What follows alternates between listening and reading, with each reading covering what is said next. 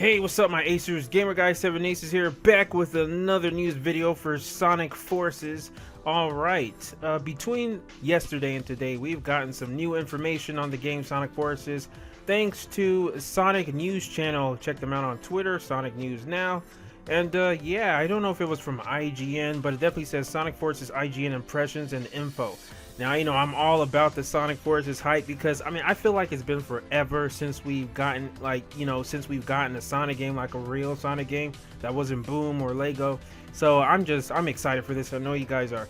So, alright. The first news about Sonic Forces is that person says, I was assured that this is one of the more aesthetically grim parts of the games. Yep, obviously. He says, so you likely won't have to worry that the world is meeting its horrific end in a dark and gritty Sonic reboot. So, bottom line, this game is definitely going to be dark and gritty.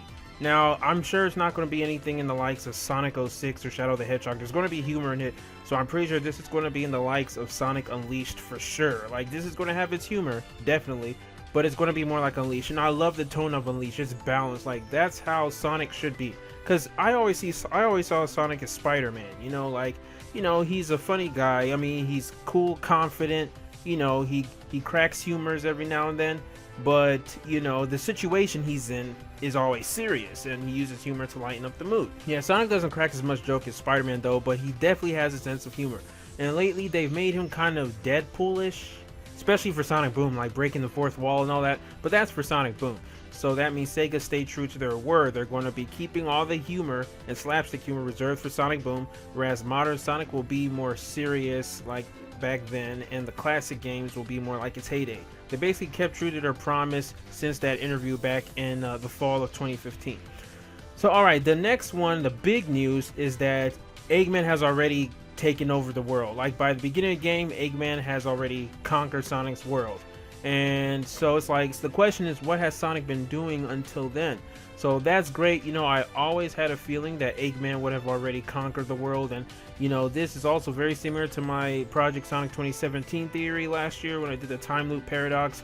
In the beginning, I mentioned 3 most popular fan theories or speculations about the game. The number one was the whole thing that, after the events of Sonic Generations, classic Eggman learned from his mistakes, especially after dealing with modern Eggman, and basically, corrected all his mistakes when he went back in time to his timeline, which was classic Sonic's timeline, and was able to take over the world.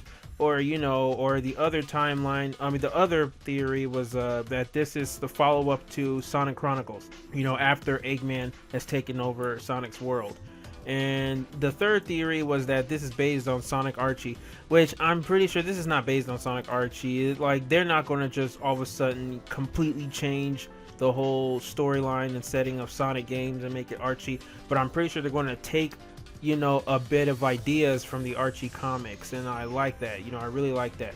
Now, there hasn't been any word of the game being having any time loop paradox or time traveling. I was joking on my Twitter saying, if the story in Sonic Forces is any way similar to my time loop paradox theory, then Sega owes me royalty fees, like, seriously. But yeah, that would be awesome if my speculation is even 2% true or 1% true. That would be awesome.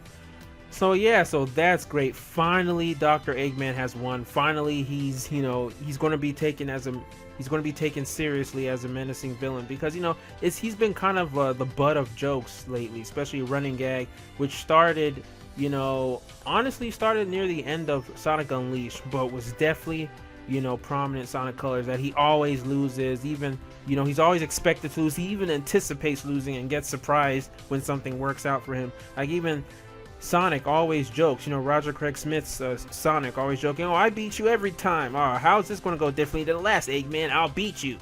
And it's like, okay, it got kind of annoying after a while, especially in Lost World, and especially when you told Classic, oh, we beat this guy every time, it's like it's our job or something.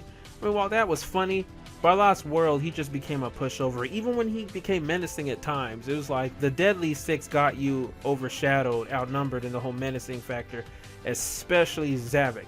So basically, this is the original Dr. Eggman who's menacing.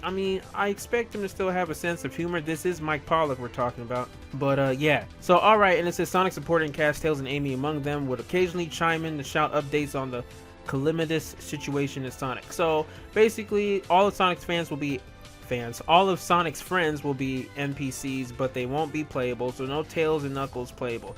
It'll just be Modern Sonic, Classic Sonic, and that third character, which we don't know yet. We'll know in the future. Sega said it's a new character. I don't know how I feel about a new character being playable, because, I mean, we got a whole bunch of Sonic's friends. Why not make them playable? But nah, you gotta have Wisp back, but you can't make Sonic's friends playable, so I don't know how I feel about that, but we'll see, you know, we'll see. So long as they don't, you know, mention, you know, the same sentences like, it looks like a homing shot, looks like a homing shot. So far as they don't say that, that will get really annoying. So far as they're useful, then I don't mind, you know, so, but oh well. After all, you know, we've been playing as Sonic for a while now. I mean, with the exception of Boom Rise of Lyric, I know we're all complaining, but Sonic Mania, you play Tails and Knuckles. That's classic Sonic game. That's separate. So alright, and it says also forces certain falls into the lineage of Sonic colors and generations. Oh yeah, also Wisps are making a return, and I don't know how I feel about that, but like I said in my previous analysis video, we did see the Yacker Wisp or the Boost Wisp. So it was only, you know, logical to expect other Wisps. But, you know, I don't want much Wisp. I just like the laser. But I don't want any of those gimmicky Wisps like Cube, Rhythm, Asteroid. I really don't need that in this game, you know? Like seriously. Just keep it basic 2 Wisps or whatever, but don't bring the focus on them, please. And at least have a reason why they're back. Like, seriously, like, one person's like, hey, Sonic Theory, are the Wisps prisoners on Sonic's planet? Maybe, because they don't have an explanation or reason of being there. And also another thing is the camera will smoothly transition between behind the back 3D viewpoints to side-scrolling 2D planes.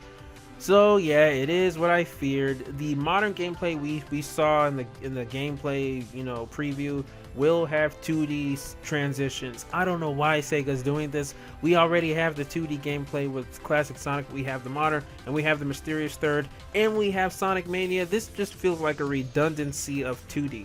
You know, I mean, I'm not saying it's going to be bad. I love Sonic Generations, Unleashed Colors, but this really seems really excessive now. You know, like, I thought we were just going to have 3D. Like, why did they tease us with the 3D gameplay of Modern Sonic and Sonic Forces if we're going to be having the 2D transitions? So, I don't know. I'll have to see how that turns out, but I'm not so happy about that. So that, the transitions, the 2D transitions and the Wisps, I'm not too excited about those. And also, the IGN member said that I was shown alternate paths through the world that promise verticality and worthy reasons to replay and achieve higher letter rankings on each grade or on each level. So there will be letter rankings. They will be making a return. They were oddly excluded from Sonic Lost World, but they did have the rankings when you're doing Time Attack.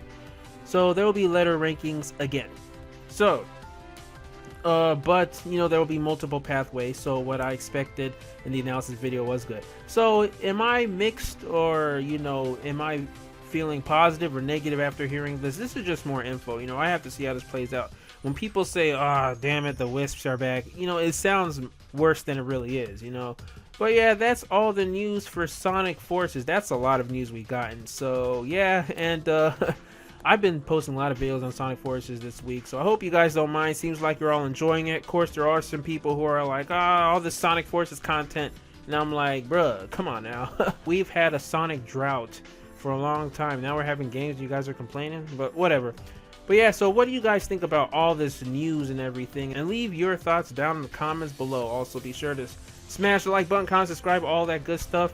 You know, I just wonder, why do we call it the like button now when it's clearly the thumbs up button? Oh well, like button sounds better. Alright guys, thanks for watching, and until next time, swag out.